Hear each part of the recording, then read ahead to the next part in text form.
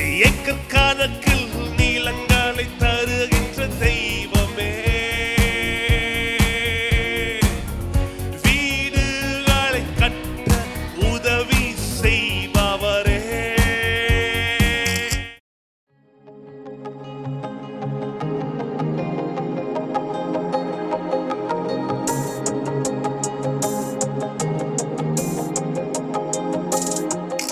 இந்த இடத்துக்கு இப்போ நம்ம உட்காந்துருக்க இடத்துக்கு வந்து ஏற்கனவே ஒருத்தர் அட்வான்ஸே போட்டு அக்ரிமெண்ட் சைன்டு. ரொம்ப என்ன ஆயிடுச்சு, மீதி அமௌண்ட்டுக்கு என்ன பண்ண போகிறேன்? இந்த 1 லட்சம் 2 லட்சம் போடுறதுக்குள்ளே நமக்கு வந்து சொல்லுவாங்களே மொழி புதுங்கிருச்சுன்ற மாதிரி வேற மாதிரி இருக்கு. அந்த மாதிரி தான் என் நிலைமையும் இருந்துச்சு. அப்போதான் அந்த நேரத்தில் கர்த்தர் இந்த பாட்டு எனக்கு கொடுத்தாரு. ஒரு நாள் உபவாசிச்சு நான் ஜெபம் பண்ணிக்கிட்டு இருந்தேன். இஸ் இட் ட்ரூலி யார் வில், இது உங்கள் சித்தம் தானா? ட்ரஸ்ட் ப்ராப்பர்ட்டியாக இருந்தனால, அதுவும் இந்த ட்ரஸ்ட்டுக்கு 12A அப்படின்னு ஒரு சர்டிஃபிகேட் இன்கம் டேக்ஸ் டிபார்ட்மெண்ட் கொடுத்ததுனால அந்த கிளியரன்ஸ் வேணும்னு சொல்லி ஒரு கிளாஸ் ஒன்று இருக்கு. இது என்னன்னு போய் எங்கள் ஆடிட்டர் கேட்டால் அவருக்கு தெரியலன்றார். பாட்டு ஓடிக்கிட்டே இருக்கு, ஏக்கர் கீபோர்டு இடத்துல ஏக்கர் கணக்கில் நிலங்களை தருகின்ற தெய்வமே. அந்த பாட்டு எப்படி இருக்கும்னா யூடியூப்ல ஜெயம் ஜெயமேன்னு இருக்கும். தோல்வி இல்லை, எனக்கு ஜெயம் மட்டும்தான். கர்த்தர் சொல்லிட்டாரா செய்து முடிக்க வல்லவரா இருக்காருன்னு நான் ஜபத்துல இருக்கிறேன். ஒரு நாள் இந்த கர்த்தரை அறியாத மனுஷன் ஃபோன் பண்றாரு. இப்படி வரும்போது இப்போ ஜெயம் ஜெயம் நீங்கள் பாடும்போது இப்போ அது கேட்கும்போது அப்படி தானே இருக்குது. ஏக்கருக்குன்னு நிலத்தில் அப்போ ஏக்கர் எனக்கு இல்லை அப்படின்னா அப்போ நான் ஒரு பெரிய நான் பாவியா இருப்பேன் பொழுது அப்படிங்கிற எண்ணம் தோணியது இல்லை. அப்படி ஒரு பிரசங்கத்தில் ஏக்கர் கணக்கில் நிலங்கள், இன்னொன்று சொல்கிறேன், கிலோ கணக்கில் தங்கம், இதுவும் நான் சொல்லியிருக்கிறேன். இந்த பாட்டை எழுதலை, அதையும் பாடிடலான்னு இருக்கேன். ஏன்னா இதெல்லாம் தங்க ரேட்டில் ஏறிடுச்சு. ஆமாம். உங்களுடைய Eden TV Bible review channel only YouTube பிளாட்ஃபார்மில் மட்டும் கிடையாது, இன்னும் நிறைய விதமான சோசியல் மீடியா பிளாட்ஃபார்மில் இப்போ புதுசாக நம்ம ஜாயின் பண்ணியிருக்கோம்.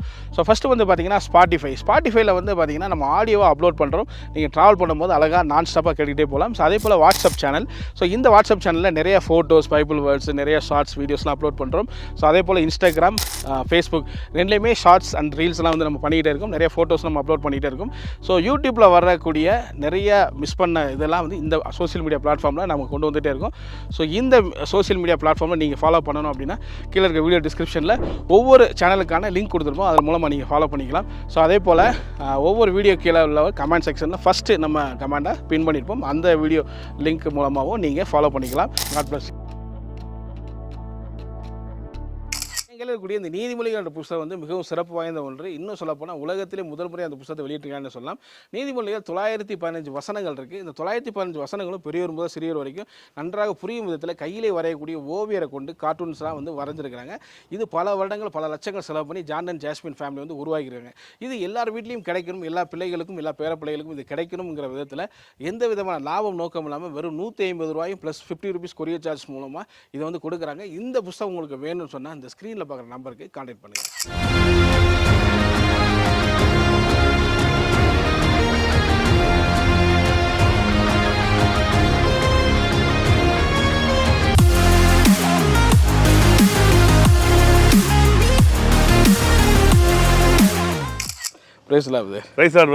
ஓகே, ரொம்ப சந்தோஷம். ஆக்சுவலி உங்கள் சாட்சிகள் கேட்டோம், ரொம்ப ஆச்சரியமாக இருந்துச்சு. ஆனால் நீங்கள் உங்கள் சாட்சிகளை கேட்கும்போது எனக்கு தோணுன விஷயம் என்னென்னா, உங்களுக்கு முன்னாடி இவ்வளோ பெரிய பின்புலம் இருக்குது. நான் கர்த்தர் நிலவர அந்த பாட்டை நான் கேட்கும்போது ஓகே, அதுக்கப்புறம் நீங்கள் நல்லா ஒரு ஹைக்கில் போயிருப்பீங்கிறது நம்ம எதிர்பார்த்தோம். பட் அது அந்த பின்புலம் பார்க்கும்போது ரொம்ப ஆச்சரியமாக இருந்துச்சு. நம்ம கர்த்தர் தான் அற்புதமாக கொண்டு வந்திருக்காரு.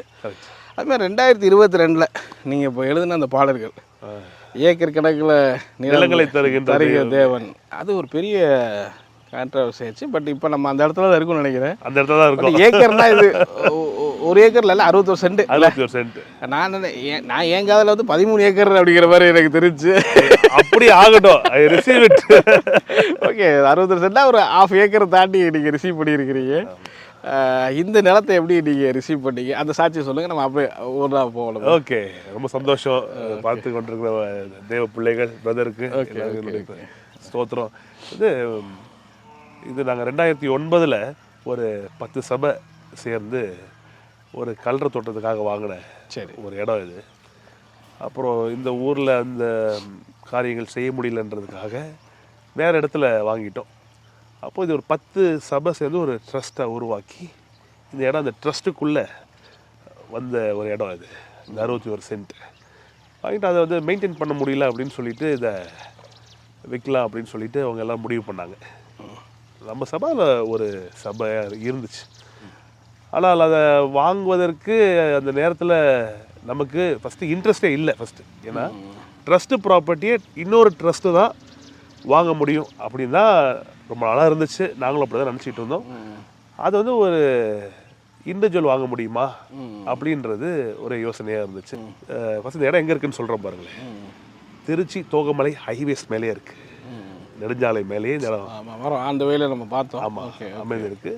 இது வந்து ஒரு கல்றைக்கான ஒரு நல்ல இடமா இருக்குன்னு சொல்லிட்டு தான் இந்த இடத்த வாங்கினாங்க. ஓகே, வாங்கி அப்போ பொறுப்புகள்லாம் வேறு பாஸ்டர்ஸ் கிட்ட கொடுத்துருந்தோம். அவங்களாம் அதை நல்லா பண்ணிகிட்டு இருந்தாங்க. இப்போ இதை விற்கலாம் அப்படின்னு அவங்க முடிவு பண்ணும்போது என்னாச்சுன்னா, இங்கேயும் நிறைய காரியங்கள் கர்த்தர் வந்து அற்புதமாக செஞ்சார். நிறைய மக்கள் கிட்ட இருந்தும் முக்கியமாக ஊழியக்காரங்க கிட்ட இருந்து எதிர்ப்பை பார்த்தோம். அப்படியா? எதனால? அது நிறைய இடத்துல என்ன ஆயிருதுன்னா, மனித சுவாபம், என்னடா அது நமக்கு கிடைக்காத ஒன்று அவனுக்கு கிடைக்குதே அப்படின்ற மாதிரிலாம். இப்போ அது 10 பேர் அடங்கிய அந்த ட்ரஸ்ட்டில் நம்ம சபை ஒரு ட்ரஸ்ட்டாக இருந்துச்சு. சில பாஸ்டர்ஸ்லாம் வந்து சொன்னாங்க, தம்பி நீங்கள் வாங்கிக்கோங்க, இதெல்லாம் உங்களுக்கு பிரயோஜனமாக இருக்கும். நான் சொன்னேன், ஐயோ இவ்வளோ காசு கொடுத்தாலும் இது என்ன பண்ண முடியாது, வாங்க முடியாது. ரெண்டாவது ட்ரஸ்ட்டுக்கெலாம் லோன் கிடைக்காதுங்க அப்படின்லாம் சொல்லியிருந்தோம்.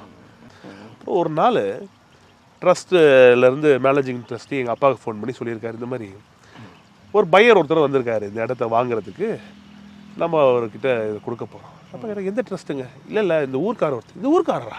அது எப்படி இந்த ஊர்க்காரர் கொடுக்க முடியும்? இண்டிவிஜுவல் கொடுக்க முடியாதே ட்ரஸ்ட்டு ப்ராப்பர்ட்டி. இல்லை சில சட்ட திருத்தங்கள்லாம் வந்துருச்சு, நம்ம கொடுத்துடலாம். அப்போ இதை சொல்கிறாங்க என்கிட்ட. சொன்னோன்னே அப்படின்னா நம்மளே வாங்கிடலாம்ப்பா இதை அப்படின்னு சொல்லிட்டு நம்ம ஆரம்பிக்கிறோம் இந்த வேலையை. ஆனால் கையில் வந்து அதுக்கு ஒரு 5000 ரூபா பணம் கூட கிடையாது. என்ன நான் ரொம்ப இதில் பார்த்தது என்னன்னா, சில பேருக்கு அதில் வெளியால் ஒருத்தருக்கு, இந்த ஊர்க்காரர் ஒருத்தருக்கு ஒரு ஹோட்டல் வைக்கிறதுக்கோ மற்ற ஒரு வேலை செய்கிறதுக்கோ கொடுக்கறதுக்கு மனசு இருந்துச்சு. ஆனால் நான் சொல்கிறேன், இது ஊழியத்துக்கு வேணும் இந்த இடம். உங்கள் வீட்டு பிள்ளையா கேட்குறேன், சின்ன எல்லாம் எல்டர்ஸ், உங்கள் வீட்டில் ஒரு பிள்ளையா நான் கேட்குறேன், இந்த இடத்த கொடுங்க. நீங்கள் சொல்கிற ரேட்டுக்கு நான் என்ன பண்ணுறேன், கொடுக்குறேன் நான், நீங்கள் வந்து எனக்கு இது கொடுங்க அப்படின்னு சொன்னால், தே ஆர் நாட் ரெடி. கொடுக்கறதுக்கு அவங்களுக்கு விருப்பம் இல்லை. ஏன்னா பின்ன அப்புறமா தான் தெரியுது, இந்த ஊருக்காரர் ஒருத்தர் போய் 2 லட்ச ரூபா கொடுத்து அட்வான்ஸே பண்ணிட்டாங்க. யோசிச்சுப்பா, இந்த இடத்துக்கு இப்போ நம்ம உட்காந்துருக்க இடத்துக்கு வந்து ஏற்கனவே ஒருத்தர் அட்வான்ஸே போட்டு அக்ரிமெண்ட் சைன்டு. ரொம்ப ஆனால் ஒரு பக்கம் ஆண்டவர் தெளிவாக என்கிட்ட என் மனதில் பேசுனது என்னன்னா, இந்த இடத்த வந்து வருங்காலத்தில் ஊழியத்துக்காக பயன்படுவதற்காக இது தேவைப்படும், வாங்குற தைரியத்தை கொடுத்துட்டேன். நானும் தைரியத்தோட போய் டக்குன்னு கட்டி பேசிட்டேன். அவர்களுக்கு வந்து நம்மளுக்கு கொடுக்கணும்னு பெரிய விருப்பமே இல்லை. ஏன்னா அந்த ஆளும் இந்த ஊருக்காரரும் பிரச்சனை பண்ணிட்டு இருக்காரு. அது எப்படி எங்கள் அக்ரிமெண்ட் கூட போட்டுட்டு நீங்கள் அவருக்கு கொடுப்பீங்க அப்படின்ட்டு. அப்புறம் நாங்கள் ரொம்ப ஸ்ட்ராங்காக அதில் கேட்டதுனால அப்புறம் வேறு வழி இல்லாமல் என்ன பண்ணிட்டாங்கன்னா, சரி அப்படின்னு சொல்லிட்டு நமக்கு 1 லட்ச ரூபா அதிகரிச்சிட்டாங்க. அதிகமாக வச்சு. ஆமாம், அப்புறமா தெரிஞ்சு அவருக்கு 26 லட்சமும் நமக்கு 27 லட்சமும் சொன்னாங்க. அப்புறம் என்ன எனக்கு ஒரே ஒத்துக்க முடியல. அது எப்படி அந்த ரேட்டே சொல்லுங்கள், அது எப்படி இன்னும் 1 லட்சம் கூட கேட்குறீங்க அப்படின்ட்டு. அப்போ தான் என் ஃப்ரெண்ட் ஒருத்தர் சொன்னார், இதே இடத்துல இருக்கும்போது 1 லட்சம் 2 லட்சம்லாம் பார்க்காதீங்க, இடம் முக்கியம் ஊழியத்துக்கு, வாங்குங்க அப்படின்னு என்கரேஜ் பண்ணார். அப்புறம் நான் ஃபோன் பண்ணி சொன்னேன், பரவாயில்ல பாஸ், நான் 1 லட்சம் கூட தரேன். இதெல்லாம் எது தைரியத்தில் பார்த்தீங்கன்னா, கர்த்தர் மேலே இருக்க தைரியத்தில் தான். அப்போ பணம் வச்சுருந்தீங்களா? இல்லை பிரதர், என்னன்னா ஹவுசிங் லோன் ஏதாவது போடலாம் அப்படின்னு பார்த்து, அப்போ தெரியல பாருங்க, ஹவுசிங் லோனை போட்டு இப்படி இந்த இடத்துல வாங்க முடியும். இது வந்து ட்ரை லேண்ட், அக்ரிகல்ச்சர் லேண்ட், புஞ்சைன்னு சொல்லுவாங்க. இந்த லேண்டெல்லாம் வந்து ஹவுசிங் லோன்லாம் வாங்க முடியாது. நான் பாட்டுக்கு அதை நினச்சிக்கிட்டு சரி அதை லோனை வச்சு வாங்கிடலாம் அப்படின்னு சொல்லிட்டு நம்ம அப்படி யோசிச்சது. அப்புறமா பார்த்தீங்கன்னா எதுவுமே சாத்தியமே இல்லாத ஒரு நிலை. அட்வான்ஸை 1 லட்ச ரூபா கொடுத்துட்டேன். சரி, அவருக்கும் அந்த 2 lakhs கொடுத்து அவங்களையும் இது பண்ணி விட்டாச்சு. ஆனால் என்ன ஆயிடுச்சு, மீதி அமௌண்ட்டுக்கு என்ன பண்ண போகிறேன்? இந்த 1 லட்சம் 2 லட்சம் போடுறதுக்குள்ளே நமக்கு வந்து சொல்லுவாங்களே மொழி புதுங்கிருச்சுன்ற மாதிரி ஆயிடுச்சு. ஏன்னா ஏற்கனவே ஒரு ஊழியம் நடந்துக்கிட்டு இருக்கு, நிறைய காரியங்கள் செய்ய வேண்டியதாக இருக்குது. இதில் எப்படா அப்படின்ற நினைக்கும் போது சூழ்நிலைகள் சுத்தமாக வேற மாதிரி இருக்குது. ஆனால் ஆண்டவர் உள்ளே வந்து பார்த்தீங்கன்னா வேற மாதிரி ஒரு அமைதியை தரார். ஆண்டவர் வந்து அந்த படகுல படுத்து உறங்குறாரு, ஆனால் சூழ்நிலை வேற மாதிரி இருக்கு. அந்த மாதிரி தான் என் நிலைமையும் இருந்துச்சு.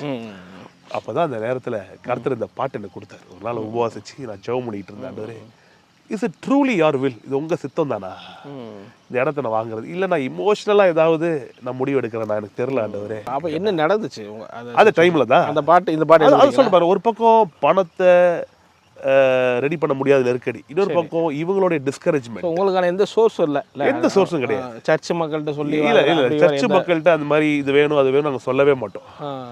இப்படி ஒன்று பண்ணுறோம் அந்த மாதிரிலாம் வந்து நம்ம சொல்கிறதே கிடையாது. இந்த மாதிரி இடத்த வாங்க போகிறோம் அது மாதிரிலாம் அவங்க, ஏன்னா நம்ம வந்து முழுக்க முழுக்க கர்த்தரே நம்பி சார்ந்துருக்கிறோம். அவங்களை என்கரேஜ் பண்ணுவோம். ஆனால் எந்த டைமில் வந்து இந்த இடம் வாங்குற டைமில் வந்து சொல்ல வேண்டாம் அது மாதிரி எதுவுமே நான் ஆண்டவரால் உணர்த்தப்படல.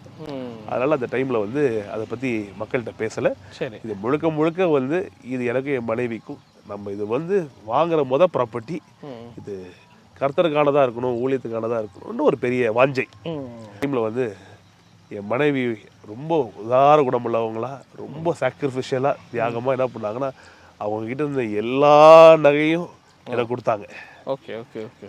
அப்பயுமே எனக்கு அது பத்தலை. சரி, வித்துடலாம் நினைக்கும் போது 3 வருஷத்துக்கு முன்னாடி இன்றைக்கி தான் 10,500 11,000 இருக்குது. அப்போல்லாம் பார்த்தீங்கன்னா ரொம்ப கம்மியாக தான் இருந்துச்சு. வித்திருந்தாலும் பற்றி இருக்காது, அடகு வச்சாலும் பத்தலை. அப்புறம் எங்கள் அம்மா கொஞ்சம் ஹெல்ப் பண்ணாங்க, என் ஃப்ரெண்ட்ஸு எல்லாம் வந்து முன் வந்தாங்க. அதாவது வந்து இன்ட்ரெஸ்ட் ஃப்ரீயாக பணத்தை கொடுத்தாங்க. இப்போ இந்த கட்டத்தில் என்ன ஆகுதுன்னா முக்கியமான ஒரு சவால் அங்கே எதிர்நோக்குறேன்னா பணத்தை கூட ஒரு பக்கம் என்ன பண்ணிட்டேன்னா ரெடி பண்ணிட்டேன் பல சவால்களுக்கு பிறகு.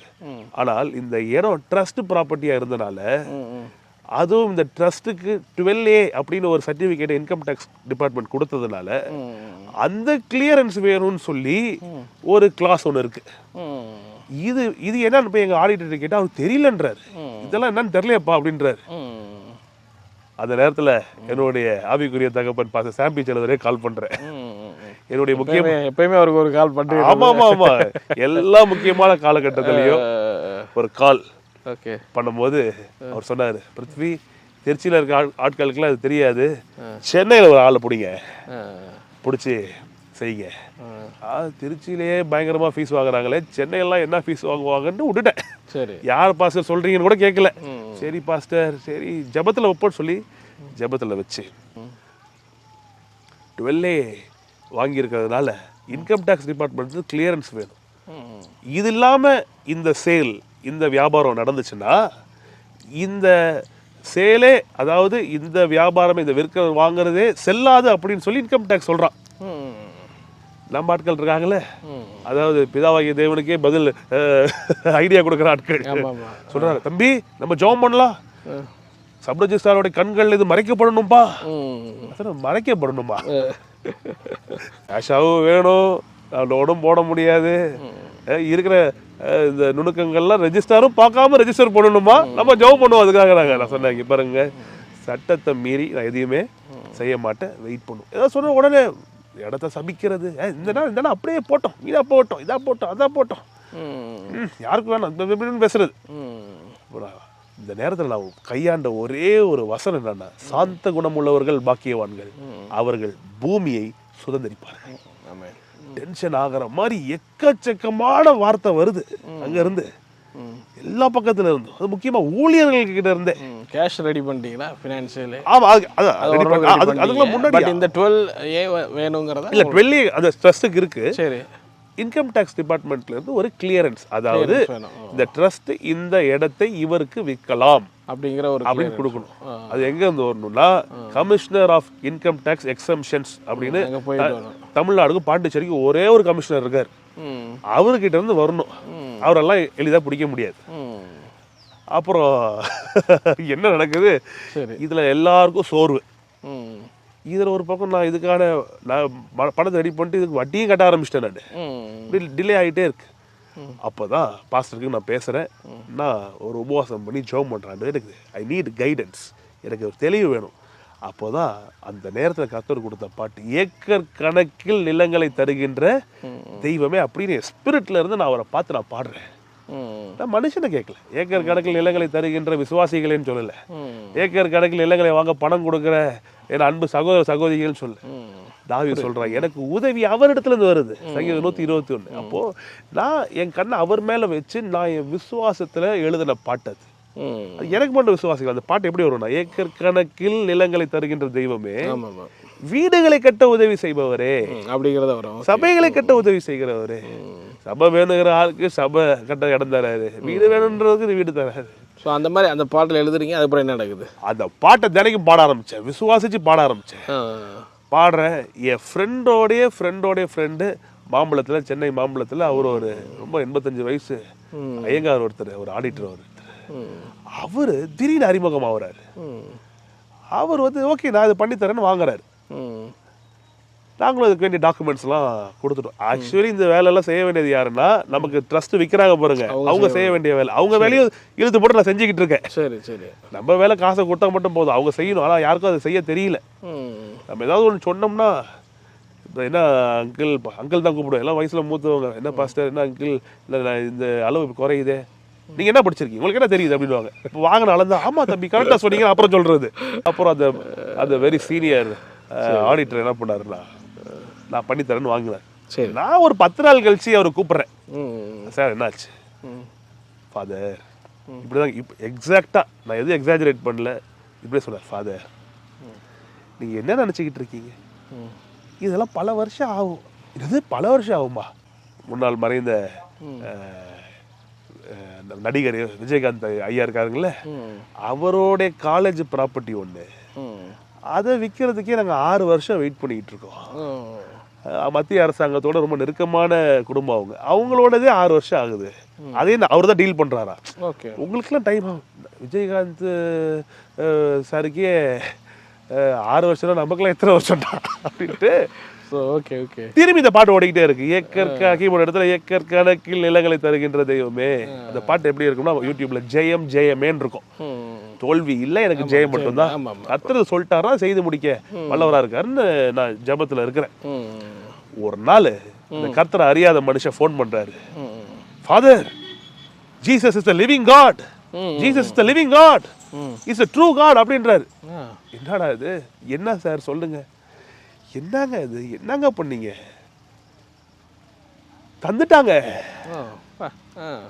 நடுலாவா பிரைப் கேட்கறது, வாட்ஸ் தட், லஞ்சம் கேட்கறது, இதெல்லாம் நான் சொல்லிட்டேன், எதுவும் தர முடியாது, எதுவும் தர முடியாது, அப்பெல்லாம் கிடைக்காதுங்க அப்படின்னு ரொம்ப டிஸ்கஸ். திடீர்னு ஃபோன் பண்றாரு, கிடைச்சிருச்சுங்க. உங்களுக்கு எவ்வளவு நாள்ல தெரியுமா? 1.5 மாசத்துல. Glory to God, glory to Jesus. கிடைச்சி அடுத்த இம்மீடியட்டா புது வருஷத்துல காலடி எடுத்து வைக்கும் போது அந்த ஜனவரி மாசமே அதை ரெஜிஸ்டர் பண்ணோம்.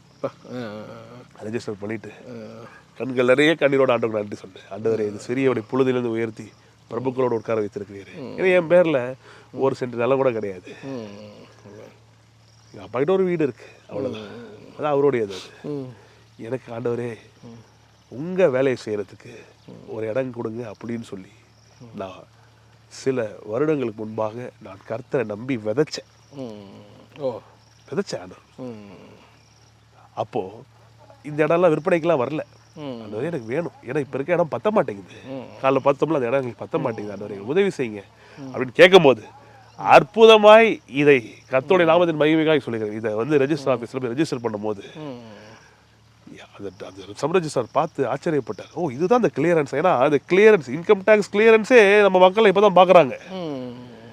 எங்கள் ஆடிட்டர் ஃபோன் பண்ணி கேட்குறாரு, அதுக்கு எனக்கு அனுப்பி விடுப்பா ஒரு காப்பி பார்க்குறேன்ட்டு. இந்த ட்ரஸ்ட் பார்த்துட்டு இருந்த ஆடிட்டர் கேட்குறாரு, நான் அதை பார்த்ததே இல்லை, அனுப்பி விடுன்ட்டு. இது வரைக்கும் அப்படி ஒரு கிளியரன்ஸ் சர்டிஃபிகேட்டே இல்லாதது நம்ம தான் வாங்குறோம். ஓகே ஓகே வாங்கி இது வந்து அற்புதமாக இது வந்து பேர் மாற்றம் நடந்து பட்டா வழங்கப்பட்டு எல்லாம் இந்த சிலுவையினால தான் ஆண்டவரே உண்டாகுது. நீர் எனக்காய் ஏழையா நீர், இந்த பூமியில நான் ஒரு சாட்சியா இருக்கணும், நான் பல பேருக்கு இது ஒரு முன்மாதிரியா இருக்கணும் ஆண்டவரே, அவங்க எல்லாருக்கும் உதவி செய்யணும் அப்படின்னு சொல்லி ஜெபித்த ஜெபங்களுக்கும் துதித்த துதிக்கு கர்த்தரே வார்த்தையை கொடுத்தார். அதுதான் அந்த பாட்டு, ஏக்கர் கணக்கில் நிலங்களை பெறுகின்ற தெய்வமே. ஸோ கிட்டத்தட்ட ஆயிடுச்சு, ஒரு 3 இயர்ஸ் ஆயிடுச்சுல. ஆமாம், இந்த நவம்பர் இந்த ஜனவரி வந்துச்சுன்னா 3 இயர்ஸ். கர்த்தர் இவ்வளோ பெரிய அற்புதம் அவங்களை செஞ்சுருக்காரு. ஆமாம், ஒரு இடம் கொடுத்துருக்காரு. நீங்கள் சொன்னதெல்லாம் பார்க்க ரொம்ப ஆச்சரியமாக இருக்கு. ஆனால் அந்த பாடல்கள் வரும்போது அதை கிரிட்டிசைஸ் வந்துச்சு இல்லையா? ஆமாம்.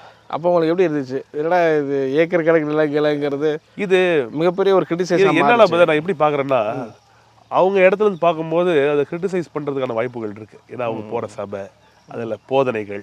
ஏன்னா திடீர்னு எப்படின்னா, நம்ம செல்ஃபோன் எடுத்துங்களேன், 5 வோல்ட்டு தான் அதில் கரண்ட் கொடுக்க முடியும். நீங்கள் 240 வோல்ட்டை கொடுத்தீங்கன்னா ஃபியூஸ் ஆயிரும். இதை பாட்டெலாம் பார்த்தீங்கன்னா பல லட்சம் கிலோவாட்டு பவர் இது. ஏன்னா நிறைய பேருடைய ஃப்ரீக்வன்சிக்கு இது மேட்சே ஆகாது.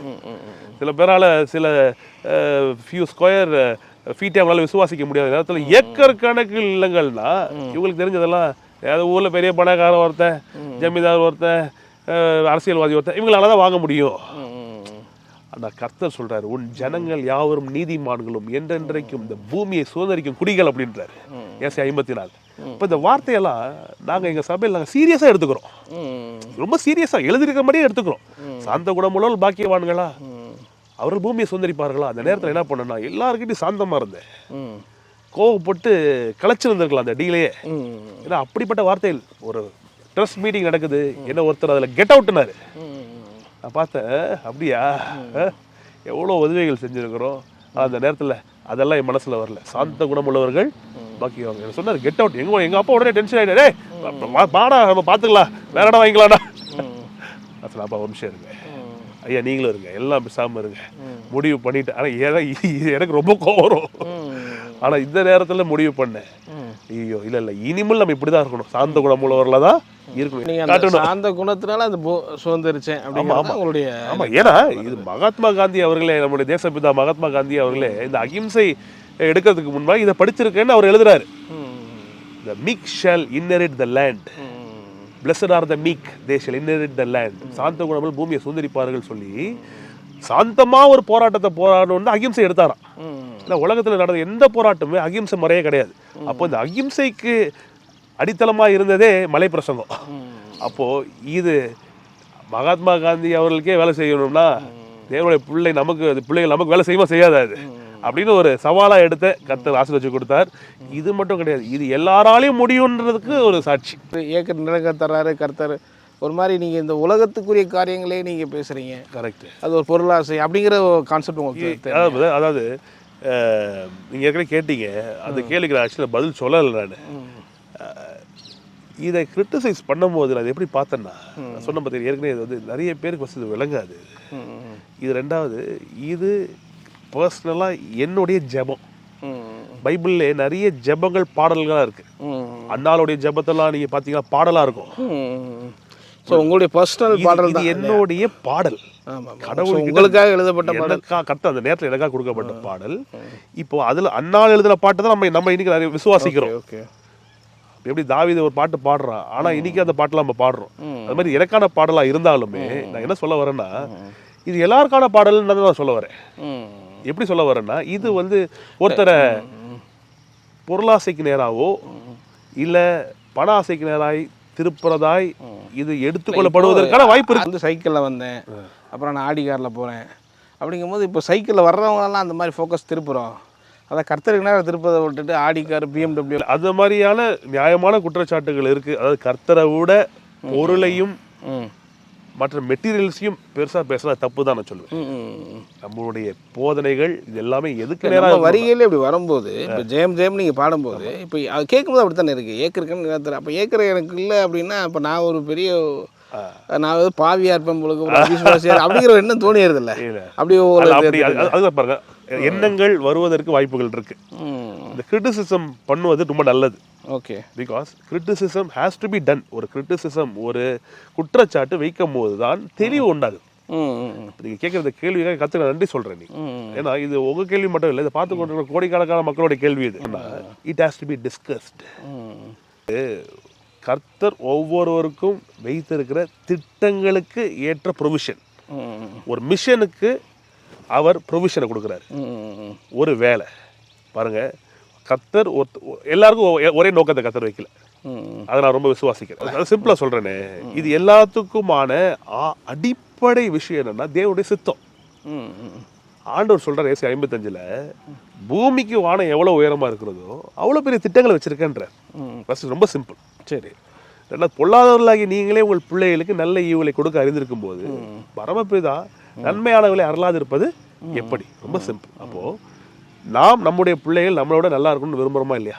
பேசிக்கா ஓப்பன் கொஸ்டின் விரும்புறோம். அப்போ பொல்லாதவர்களை நாமே நம்ம கிடைக்காத ஒரு ஆப்பர்ச்சுனிட்டி என் பிள்ளை கிடைக்கும்னு விரும்பும் போது நம்மை படைத்து ரட்சிப்புல நடத்தி இவ்வளோ பெரிய ரட்சிப்பை கொடுத்துருக்கிற பிதாவாகிய தேவன், குமாரனாகிய கிறிஸ்து இயேசு, பரிசுத்த ஆவியானவர் நம்மை குறித்து என்ன ஒரு திட்டத்தை வைத்திருப்பார்கள். அங்கிருந்து ஆரம்பிக்கிறேன். திட்டங்கள் வச்சிருக்கேன்ற திட்டம்ன்றது நான் என்ன ஜீசஸ் கிரைஸ்ட்ல வரோம்னா அவர் பல நேரங்களில் அதிகமாக பயன்படுத்தப்பட தேவனுடைய ராஜ்யம் கட்டப்படணும். சரி. அவர் கடைசியாக சொல்லப்பட்ட மத்திய 28 கடைசியிலலாம் பார்த்தோன்னா உலகம் முழுவதும் போய் சுவிசேஷம் சொல்லுங்க, சீசராக்கு ஞானஸ்தானம் கொடுங்க. இதுதானே ஒரு அப்போ நம்ம இந்த வாழ்க்கையை முடிச்சுட்டு ஆண்டோட திட்டத்தையும் வாழ போகிறோம். அப்போ நம்ம இந்த லைஃப்ல என்ன பண்ணணும்? இதனுடைய பர்பஸ் என்னன்னா அவருடைய ராஜ்யம் கட்டப்படணும். இந்த சுவிசேஷம் அறிவிக்கப்பட அந்த ஃபோக்கஸ் இருக்குல்ல, அந்த ஃபோக்கஸ் எல்லாம் இதில் டைவர்ட் பண்ணுறாங்க. சிம்பிளா சொல்றேன், இந்த இடத்தோடைய நோக்கமே சுவிசேஷத்துக்காக தான். ஒவ்வொருவருடைய வாழ்க்கையில உயர்வும் செழிப்புமே நான் விசுவாசிக்கிறேன் சுவிசேஷமயமாக்கப்படுறதுக்காக தான். அது எப்படி சொல்றீங்க? எப்படி சொல்றேன்னா பாருங்க, இந்த 61 சென்ட் நான் வாங்காம வேற ஒருத்தர் வாங்கி இருந்தாருன்னா இங்க சபை வராது. நீங்க அது வாங்க 3 வருஷம் ஆச்சு, அடுத்து பில்டிங் கட்ட ஒரு 3 வருஷம், ஒரு 6 வருஷம், அடுத்து நீங்கள் இது என்ன திருப்பி நம்ம கிறிஸ்தவ மக்கள் தானே உள்ள வருவாங்க, இல்லாட்டி வெளியே போய் நீங்கள் என்ன சொல்ல போறீங்கன்னு கேட்குறேன். இப்போ நீங்கள் இந்த இடம் அறிவிக்கிறதுக்கு என்ன சொல்ல இந்த இடத்துல சுற்றுப்புறத்தில் ஒரு 15 கிலோமீட்டருக்கு ஆர்சி சர்ச், சிஎஸ்ஐ சர்ச் எதுவுமே கிடையாது. சரி. எல்லா ஃப்ரண்ட் லைன் டினாமினேஷன்ஸாலும் கைவிடப்பட்ட ஒரு இடத்த தான் நான் சூஸ் பண்ணியிருக்கேன். இதை சொல்ல போனால் கர்த்தர் சூஸ் பண்ணியிருக்காரு. சரி. இதோடைய முக்கியம் அதை நான் சொல்கிறேன் பாருங்க. இது இல்லைங்க, நான் என்னுடைய பிரசங்கத்தில் ஏக்கர் கணக்கில் நிலங்கள், இன்னொன்று சொல்கிறேன் கிலோ கணக்கில் தங்கம், இதுவும் நான் சொல்லியிருக்கிறேன். இந்த பாட்டை எழுதலை, அதையும் பாடிடலான்னு இருக்கேன். ஏன்னா இதெல்லாம் தங்க ரேட்டில் ஏறிடுச்சு. ஆமாம். அப்போ தேவ பிள்ளைங்க கிட்ட ஏக்கர் கணக்கில் நிலங்கள் இருக்கணும், கிலோ கணக்கில் தங்கம் இருக்கணும். கேட்குறேன், இப்போ எவ்வளோ ஏக்கர் கணக்கு நிலங்களோ தங்கங்களோ இருந்தாலும் ஃபோக்கஸ் வந்து நான் வந்து ரிசீவ் பண்ணுறதுல தான் இருக்குது. இப்போ நான் வந்து டோட்டலாக இதை வாங்கி வச்சுக்கணும்ப்பா, அதை நான் என்னை பார்த்து எல்லாம் இதுக்கு தெரிஞ்சுக்கோங்க, இயேசு தான் தெய்வம், எனக்கு ஏக்கர் கணக்கு எல்லாம் கொடுத்துட்டாரு, தங்கம் கொடுத்துட்டாருன்னா இயேசு ஏற்றுக்கொள்ளாத ஜனங்கள்ட்டே அது இருக்கு. அதான் சொல்கிற வரும்போது பர்பஸ். உங்கள் பையில் ஒரு 500 ரூபா இருக்கு. இப்போ வர வழியில் நம்ம ஒரு டாஸ்மாகை தாண்டி வந்தோம், நம்ம காரில் ஒருத்தர் உள்ள வந்தார், அவர் பையிலையும் அந்த 500 ரூபா இருக்குது பாக்கெட்டில். அந்த 500 ரூபா டாஸ்மாகுக்கு போகுது, உங்கள் 500 ரூபா டாஸ்மாகுக்கு போகுமா? எது போகாது. ஏன்? அப்போ பணத்தில் தான் பிரச்சனையா? பணத்தில் பிரச்சனை இல்லை, அது யார்கிட்ட இருக்கோ அதான் பிரச்சனை. அதை தான் நானும் சொல்ல வரேன். யார்கிட்ட கடவுள் எந்த நோக்கத்தோட கொடுத்துருக்காரு, நான் சொல்றது பின்னாடி அந்த நோக்கத்தை புரிஞ்சுக்கங்கன்னு தான் சொல்றேன். உங்க மூலமா என் அன்பு மக்கள் கிறிஸ்துவ உலகத்துக்கே சொல்ல இருந்தேன்னா நோக்கங்கள் 61 சென்டருக்கு பெரிய இல்ல the purpose behind the blessing of God. இது என்ன நோக்கத்துக்காக கொடுக்கப்பட்டிருக்கு, அந்த நோக்கத்தை நோக்கி ஓடுறோமா? கிட்ட கோல்டு இருந்தனால தான் இது இடமா மாறிச்சு. இல்லை, நமக்கு ஒரு ஆத்ம பரன்னு ஒரு விஷயம் இருக்குல்ல. ஆண்டோடைய ராஜ்யம் கட்டப்படணும்னா ஒரு ஆத்மா நிறைய பேருக்கு சொல்லப்படணும், அறிவிக்கப்படணும். ரெண்டு விஷயத்த நான் முன்னிறுத்துறேன். ஆத்ம பாரத்துக்கு இது சப்ஸ்டியூஷனே கிடையாது. ஆத்ம பாரம் தான் ஒரு கிறிஸ்தவனுடைய உச்சகட்ட முதிர்ச்சி நான் சொல்லுவேன். இல்ல, ஆத்ம பாரம் பண்ணணுங்கிற என்ன, அதாவது கேளுங்க, என்ன ஆயிடுதுன்னா இப்ப நான் இதை தூக்கி டிராவல் பண்றேன். அதாவது எந்த ஒரு மனுஷனும் எந்த ஒரு காலகட்டத்திலும் வழி தப்பி போறதுக்கு வழி இருக்கு. ஆனால் நான் எடுத்து முன்னிறுத்தி வைக்கிறது என்னன்னா, பெரிய சொல்ற பாருங்களே, ஊர்ல பேசுற எல்லா ப்ராஸ்பரிட்டி ப்ரீச்சர்ஸோட நான் என்னை கொண்டு போய் ஒப்பிட விரும்பவே இல்லை. சோ கால்டு ப்ராஸ்பரிட்டி ப்ரீச்சர்ன்ற பேரும் எனக்கு வரணும்னு நான் விரும்பவும் இல்லை. நான் என்ன விரும்புறேன்னா, ஆத்துமாக்கள் ஆதாயம் பண்ணணும், ஆதாயமாக்கப்பட்ட மக்கள் வாழணும், பாவிகளுக்கு ரட்சிப்பு, ரட்சிக்கப்பட்டவர்களுக்கு செழிப்பு. பாவிகளுக்கு ரட்சிப்பு, ரட்சிக்கப்பட்டவர்களுக்கு செழிப்பு. அப்போ ஆத்ம பாரம் பண்றோம், மீனை பிடிச்சி தொட்டியில போட்டோம், மீனுக்கு பிடிச்ச மீனுக்கு சாப்பாடு போடலன்னா அது தொட்டிக்குள்ளே செத்துருங்க. அது ஒரு உணவுலே சொல்றாங்க பேலன்ஸ் டயட்டா இருக்குன்றாங்க. இவ்வளவு புரோட்டீன் இருக்கணும், இவ்வளவு ஃபேட் இருக்கணும், இவ்வளவு கார்போஹைட்ரேட்ஸ் இருக்கணும், இவ்வளவு மாவு சத்து இருக்கணும், புரத சத்து இருக்கணும், இவ்வளவு கொழுப்பு இருக்கணும் அப்படின்னு இருக்கு. இதுல ஒண்ணு மாத்தி போனாலுமே உடம்புக்கு ஒத்துக்காது. செழிப்பை மட்டுமே பேசுறது தப்பு அப்படின்றது 100% தப்பு. Okay okay okay. அதாவது ஆத்ம பாரத்தை விட்டுட்டு செழிப்பை மட்டுமே ஃபோக்கஸ் பண்ணாங்கன்னா 100% அது நம்ம தவறு தான். கர்த்தருக்கே பிரியமில்லாத காரியம். இப்போ நீங்க எங்க சபையை எடுத்துக்கிட்டீங்கன்னா இதை வந்து நாங்க எப்படி வைத்திருக்கோம் என்றால் பாருங்க, என்னுடைய பாட்டி எத்தனையோ இருக்கு. இதை எடுத்து சில பேர் என்ன பண்ணிட்டானுங்க, இதை ஃபார்வர்ட் பண்ணனால இந்த இன்ஸ்டாகிராம் அல்காரிதம்ல இது மட்டும் தான், இந்த ரீல் மட்டும் இதாயிருச்சு.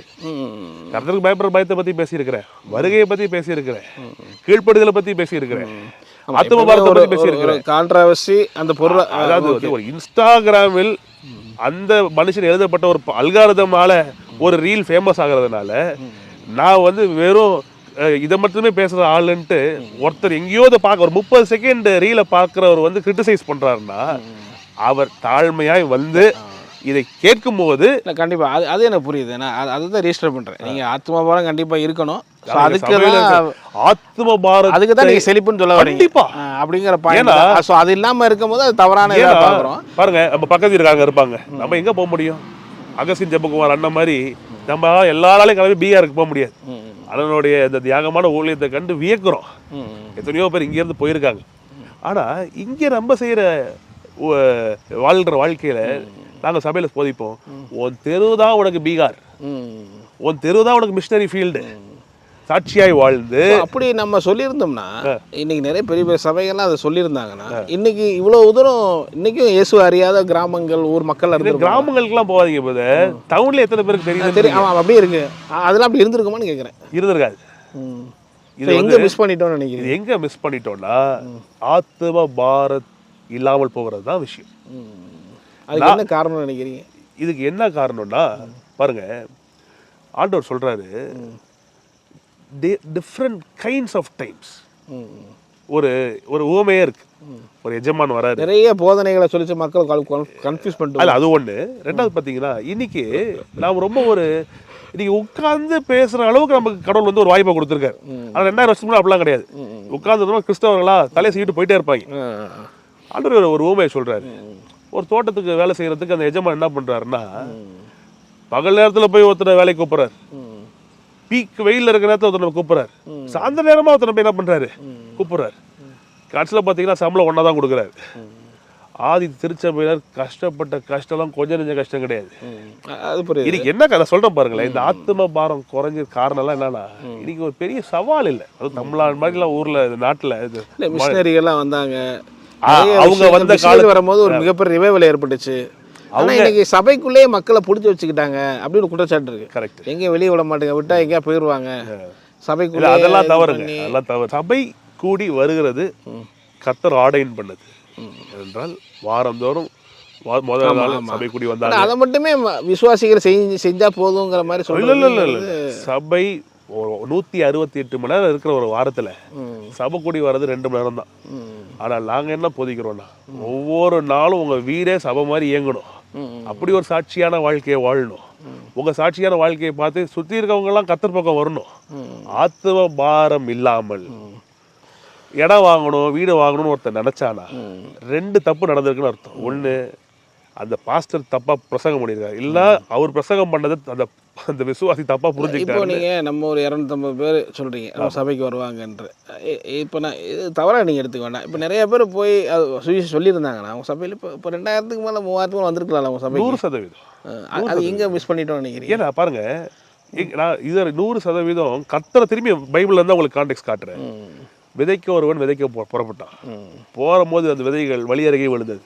அதுக்கப்புறம் முள்ளுள்ள இடத்துல விழுந்தது. அதுக்கப்புறம் பார்த்தீங்கன்னா கற்பாறை உள்ள இடத்துல விழுந்தது. நல்ல நிலத்தில் விதைக்கப்பட்டது கூட 30, 60, 100 தான் பலன் கொடுத்துச்சு. நல்ல நிலத்திலே போட்டது கூட 30 பாஸ்மார்க் கூட வாங்காததெல்லாம் இருந்துச்சுங்க. அப்போ பார்த்தீங்கன்னா விதைக்கிறோம், இதை சொல்லித்தரோம், ஆத்ம பாரத்தை பற்றி ஜெபிக்கிறோம், சொல்கிறோம். ஆத்ம பாரத்தோட பாருங்க, இது சபை பெருக்கிறதுக்காக இல்லை. 250 பேர் எப்பறம் 1000 பேரை மாற்றணும், ஆளுக்கு ஒருத்தர் கூட்டிட்டு வா, இல்லை சபை எண்ணிக்கை பெருக்கிற விஷயம் கிடையாது. ராஜ்யத்தோடைய எண்ணிக்கை பெருகணும், ரட்சிக்கப்பட்டவர்களுடைய எண்ணிக்கை பெருகணும். அந்த பாரம் ஆத்ம பாரம் ரொம்ப ரொம்ப முக்கியம்.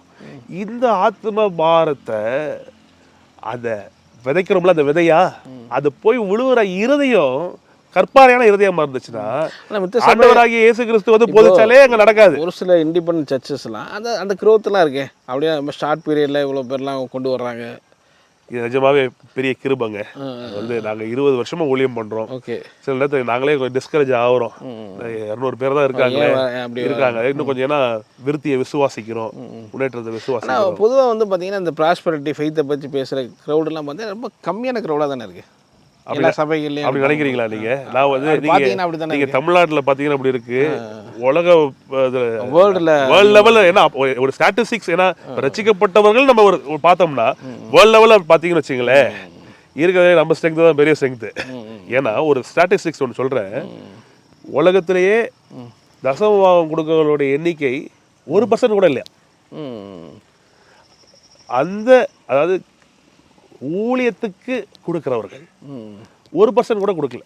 இதுலயே இவ்வளவு மாற்றங்கள், இவ்வளவு சுவிசேஷமயமாக்கப்பட்டிருக்கு இன்னைக்கு உலகம். இல்லை நம்ம வேர்ல்டு வைட் எடுத்துக்கிட்டா கூட இப்போ நீங்கள் பில்லி கிரஹாம் நிறைய பேர் எடுத்துட்டா நிறைய கம்பேர் பண்ணி பார்க்கலாம்ல. பார்த்தா அதுலேயும் பார்த்தா இல்லை பில்லி கிரஹாம்லாம் வந்து பில்லி கிரஹாம் ஐயாலாம் அவர்லாம் வந்து செழிப்பை பேசணும்னு நினைக்கிறீங்களா நீங்க? பாருங்க, ஆசீர்வாதத்தை எல்லாருமே பேசுறாங்க. அதாவது இது வந்து அதுவே தப்புங்க. அதாவது ஆசீர்வாதத்தையும் ப்ராஸ்பரிட்டி பிரிக்கவே முடியாது. கேட்குறது இப்போ நீங்கள் தமிழ்நாடோ இந்தியாலேயோ இந்த குரூப் வந்து போக வேண்டாம், இவங்ககிட்ட இவங்க ஃபெய்த் டீச்சிங் இந்த ப்ராஸ்பர் டீச்சிங்லாம் போக வேண்டாம் அப்படி மக்களே நிறைய தடை போடுறாங்க. எனக்கு இது யார் இப்படி பேர் வச்சதுனே தெரியலங்க. ஏன்னா அப்போ பவுல் யாரு அப்படின்னு சொன்னா அவர் ஒரு ஃபெய்த் டீச்சர், இயேசு யாரு ஃபெய்த் டீச்சர். பொதுவாகவே நான் இப்போ நடைமுறையில் பார்க்கும்போது இப்போ இந்த க்ரௌடை விட ஒரு பெண்டிகாஸ்டில் போகிற க்ரௌடை விட நம்ம இந்த க்ரௌடை கொண்டே வர முடியல எந்த இடத்துலையும். ஏன் அப்படி? இன்னைக்கு வரும்போது 12,000 சீஷர்ல தேர்ந்தெடுக்கல, 12 சீஷர்லாம் தேர்ந்தெடுக்கிறார். அதனால கம்மியா இருக்கிறதெல்லாம் கரெக்டுன்னு நான் சொல்ல வரல. நான் தேவனுடைய திட்டங்களும் நோக்கங்களும் பெரியவைகள். இந்த திட்டங்களும் நோக்கங்கள் நிறைவேறுவதற்கு ஒரு மனுஷன் தேவனோட ஒத்துழைக்க வேண்டியது அவசியமா இருக்கு. ஒத்துழைக்கிறதுல பேசினா மட்டும் பத்தாது. ஆண்டவர் சொல்றாரு, தேவனுடைய ராஜ்யம் பேச்சில் இல்லை பலத்தில் இருக்கு அப்படின்னு போட்டிருக்கு. அது மட்டும் இல்லை, என்னிடத்தில் வந்து என் வார்த்தையை கேட்டு அதை பேசுகிறவன் ஒன்றும் செழிச்சிட மாட்டான், அதன்படி செய்யணும். ஓகே. ஸோ இன்னைக்கு ஒரு ஊழியம் ப்ராஸ்பரிட்டியே பேசலை, ஆனால் நல்லா பெருசாக இருக்குன்னா நான் விசுவாசிக்கிறேன் அந்த ஃபவுண்டர், அந்த ஸ்தாபகர் தன்னுடைய பர்சனல் லைஃப்பில் தேவனுடைய வார்த்தைகளை விசுவாசித்து கீழ்ப்படிந்து அதை கடைபிடிக்கிறவரா இருப்பாருன்னு நான் நம்புறேன். ஓகே. ஆனால் அதை ஃபாலோ பண்ணுவாங்கன்றீங்க. எஸ், ஃபாலோ பண்ணணும். கீழ்ப்படிகிறது ரொம்ப முக்கியம். ஏனென்றால் மனம் பொருந்தி செவி கொடுத்தால் தேசத்தின் நன்மையை புசிப்பாய். If you are willing and obedient you will eat the best of the land. சில தமிழ்நாட்டில் நடக்கிற சில ஊழியர்களுக்காக எனக்கு அதுக்கு நன்றி சொல்றேன். ஃபினான்ஷியல் ப்ராஸ்பரிட்டியை அவங்க தொட்டது கூட கிடையாது. ஆனால் அவங்க செய்கிற ஊழியமும் டிவி நிகழ்ச்சி இதெல்லாம் குவாலிட்டி இதெல்லாம் பார்க்கும்போது எத்தனை கோடிகள் செலவாகுது என்னால் கற்பனை பண்ணி பார்க்க முடியும். அது இவங்க பேசாதவங்களுக்கு நடக்கிறது எதனால நினைக்கிறீங்க? அவருடைய கீழ்ப்படிதல், அவருடைய டெடிகேஷன். கீழ்ப்படிதல் நமக்கு இல்லை அப்படின்றீங்களா? அப்படி கிடையாது பிரதர். இவர்கள் வளர்ச்சி, ஏன்னா எத்தனை வருஷம் ஆயிருக்கு ஒரு காரியத்தை. ஏன்னா இது வந்து ஒரு வளர்ச்சியை நோக்கி போயிட்டு பாருங்க. நான் ஊழியத்துக்கு வந்து 12 வருஷம் ஆகுது. இப்போ அடுத்த 10 வருஷத்துல கர்த்தர் மிகப்பெரிய வளர்ச்சியில கொண்டு போவார் நான் விசுவாசிக்கிறேன். வளர்ச்சி நான் சொல்லும் போது என்னுடைய முதல் கட்டமாக நான் சொல்லுகிறதே ஆத்ம ஆதாயம் செய்யறது தான். ரெண்டாவது ஃபோக்கஸ் என்னன்னா, ஆதாயம் பண்ண ஆத்மாக்களை வாழ வைக்கிறோமா. ஒரு உண்மையான ஒரு சபையோட செழிப்பு நான் சொல்றேன் கேளுங்க. ஆத்மாக்களை ஆதாயம் பண்ண ஆத்மாக்களுடைய வாழ்க்கை தரம், ஆவிக்குரிய தரம் உயர்ந்திருக்கிறதா, அதுதான் உண்மையான ப்ராஸ்பரிட்டி. ஓகே, நம்ம அடுத்து கண்டினியூவா அடுத்த எபிசோட்ல நம்ம பேசுவோம். ஓகே, நிறைய கேள்விகளோட உங்களை சந்திக்கிறேன். ரொம்ப நன்றி. ரொம்ப நன்றி. தேங்க்யூ. டிவி பைபிள் ரிவ்யூ சேனலில் உங்களுடைய சாட்சிகளையும் ஊழிய அனுபவங்களையும் பகிர்ந்து கொள்ள விரும்புனீங்கன்னு சொன்னால் எங்களுடைய வாட்ஸ்அப் நம்பரை கான்டெக்ட் பண்ணுங்கள். அது மட்டும் இல்லாமல் நீங்கள் ஃபாரினில் இருக்கீங்க அப்படின்னா உங்களை ஜூம் ரெக்கார்டிங் எடுக்கிறதுக்கும் நாங்கள் ரெடியாக இருக்கோம். ஸோ நீங்களும் எங்களை கான்டெக்ட் பண்ணலாம். உங்களுடைய வாட்ஸ்அப் நம்பர் 8428196238. இந்த வாட்ஸ்அப் நம்பருக்கு உங்கள் டீட்டெயில்ஸ்லாம் அனுப்புங்க. நிச்சயமாக உங்களுடைய அனுபவங்கள் பலருக்கும் விசுவாசத்தையும் பக்தி விருத்தியும் தூண்டுங்கிறத சந்தேகம் கிடையாது.